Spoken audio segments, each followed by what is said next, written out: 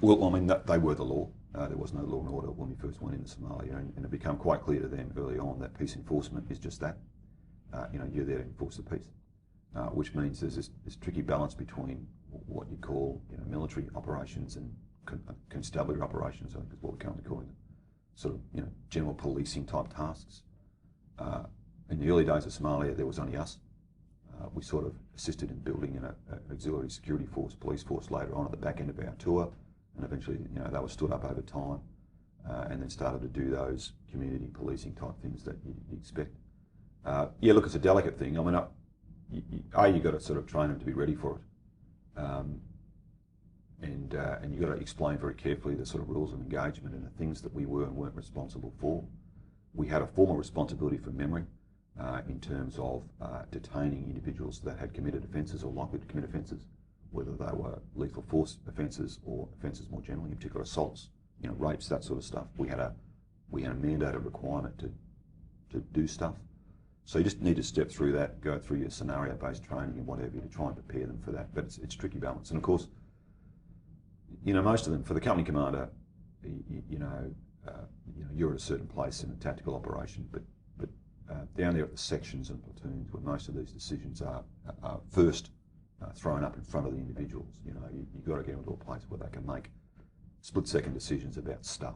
What is this? Is this my business or is this not my business? Is this family business or is this police business? Do I need, or not police business, but security business? Do I need to step in?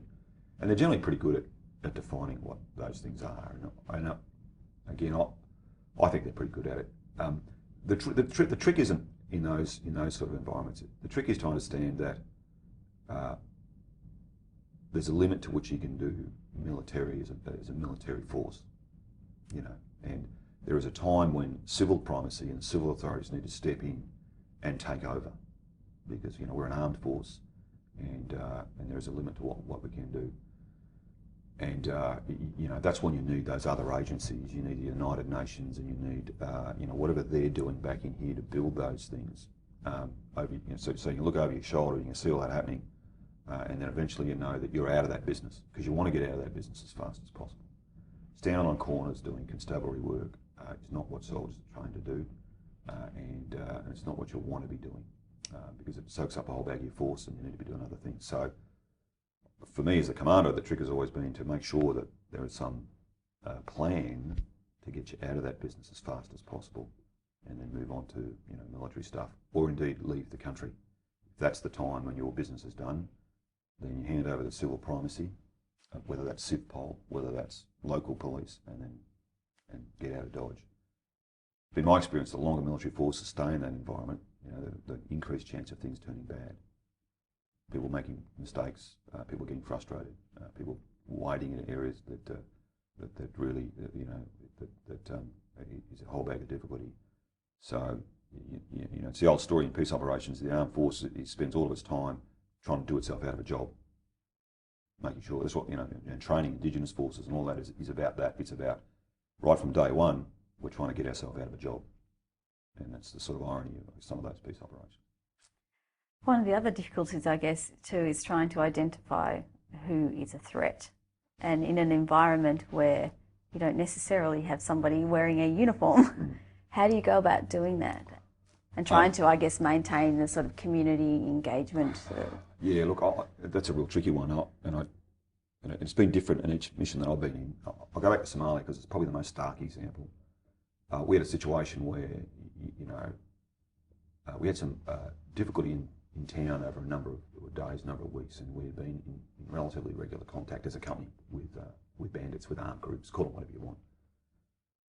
We knew that the guys that we would be in contact, that my soldiers would be in contact with at 3 o'clock in the morning, were the same guys who were being paid by the NGOs as their armed guards during the day.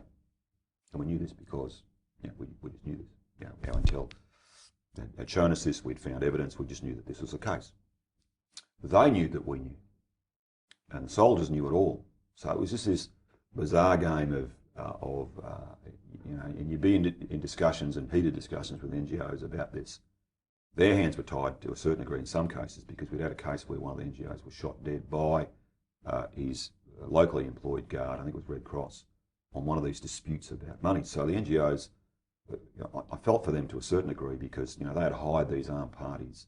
In many cases, the armed parties were, in my humble view, were the same folk who were running half the scams and nonsense in town anyway.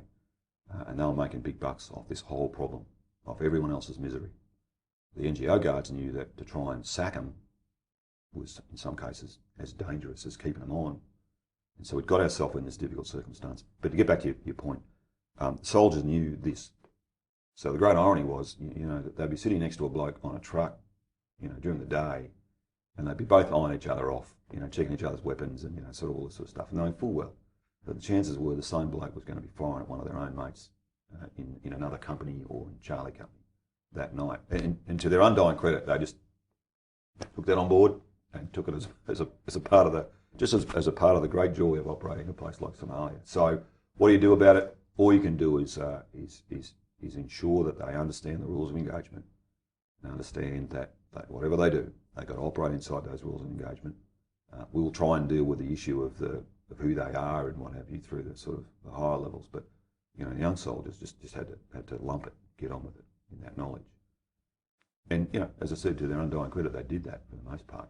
They did that, and we had contacts, and we killed and wounded few, and sort of life in Somalia as a peace operation sort of continued to roll along in those sort of grounds. We got better at that, and those guys were eventually dealt with one way or the other, and the NGOs, some of those that could, sort of dealt with that circumstance. But that's a good example of the reality of life. The one thing you can't do is bullshit soldiers. I mean, they need to know what's going on, and they need to understand what the nature of the threat is. When they know that stuff, it's been my experience, so they're pretty resilient in dealing with it, mature and rational way, without any what I'd call preemptive action, summary authority stuff. They just dealt with the circumstances as they proceed. But you've got to give them the intelligence, you've got to give them the knowledge to deal with that, and let them understand that they'll be weighed and measured on their practical application of rules of engagement, and that's what they needed to worry about, and when they do that, they'll be fine.